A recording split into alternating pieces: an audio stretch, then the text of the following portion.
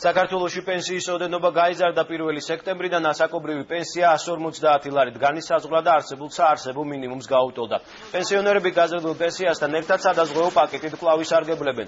ოფიციალური სტატისტიკით ივლისში ასაკობრივი პენსია 690.000 ადამიანმა მიიღო, მათ ბიუჯეტიდან 86 მილიონზე მეტი ლარი გადაერიცხათ.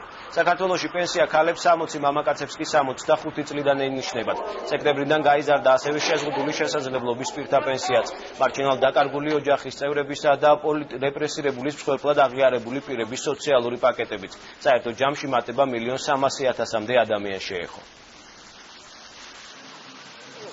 მოხდა მეორე ზრდა რაოდენობრივი 1 სექტემბერს გუშინ და პენსია გაუტოლდა საარსებო მინიმუმს, ანუ გახდა 150 ლარი, ცოტათი მეტი არის. რაც შეეხება მესამედს საკმარისია, რა თქმა უნდა, ეს საკმარისი არ არის, მაგრამ პენსიის ზრდა დამოკიდებულია არა სურვილზე, არამედ საბიუჯეტო შესაძლებლობებზე.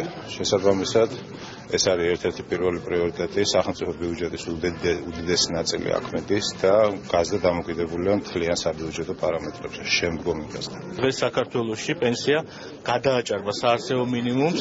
ეს იყო კოალიცია ქართული ოცნების წინასაარჩევნო დაპირება და ჩვენ ყველა დაპირებას ვასრულებთ.